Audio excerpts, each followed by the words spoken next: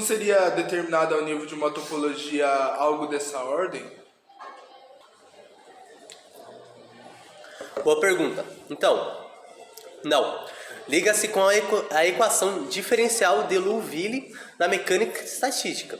Mas esse trabalho é o meu predileto. Creio que realmente foi talvez a ideia mais original que eu tive. Isso já fazia mais de 20 anos, e depois me contaram que tinham feito muitos estudos sobre esse trabalho lá na União Soviética, entre outras pelo famoso Bogoliubov, mas nem sei em que direção ele foi, pois não conseguiu ver esse trabalho. Alguns anos atrás, eu meio que tenho tido dificuldades muito grandes com a literatura, mas alguém me falou num congresso que tinham feito aplicações em astrofísica desse trabalho.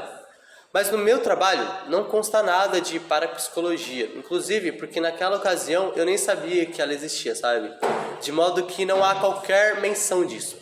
Anos depois, procurando ver em que região do conhecimento poderia haver fenômenos assim, não localização espacial, ou coisas desse tipo, sabe?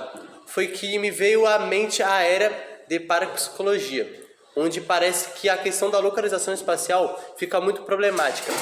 Agora, porque é isso que produz a relação telepatia.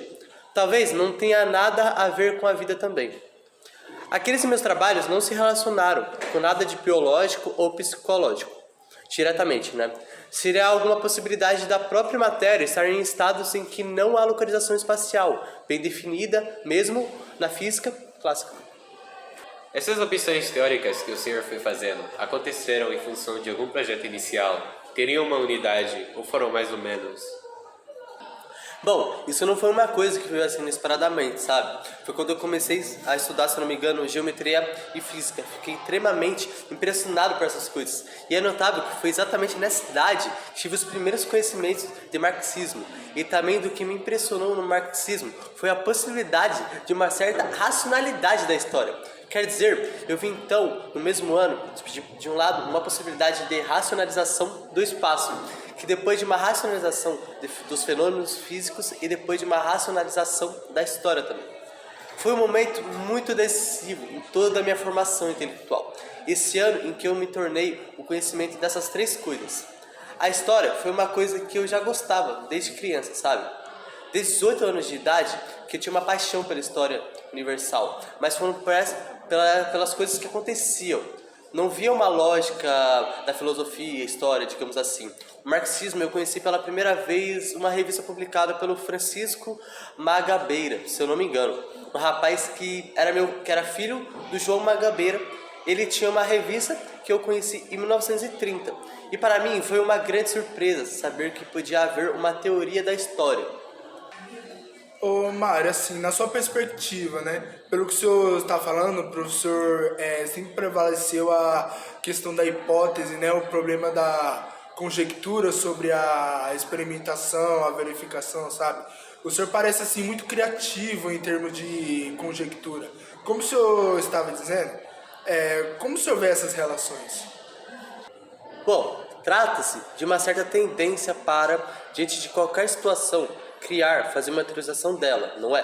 Posteriormente, também me interessei por outras coisas.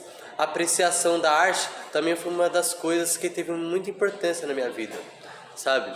Eu comecei a me interessar pela arte com mais ou menos 18 anos de idade, quando eu fui com a minha família a Paris.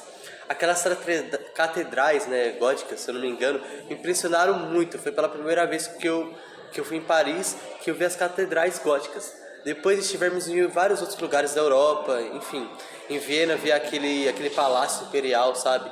Mas foram as catedrais de Paris que me impressionaram. Voltamos de navio, que era o transporte daquela época, né? O navio parou em Portugal, no porto. Eu fiquei a bordo, mas meus pais desceram para dar uma volta pela cidade. Perguntaram se eu queria alguma coisa. Então eu disse assim: quero que me comprem um livro de história universal. Meu pai trouxe um livro do Raposo Botelho, um velho livro que eu lembro até hoje. Um daqueles livros de história antigos, em gestos. Mas eu li aquele livro com uma sofreguidão, sabe? Como se fosse um romance. Quando nós chegamos ao Brasil, eu já havia lido todo o livro de Raposo Botelho. Li muito rápido aquele livro porque eu tinha gostado muito, sabe? A história foi uma das coisas que primeiro me interessaram. mas era o interesse pelos fatos e a sua sucessão.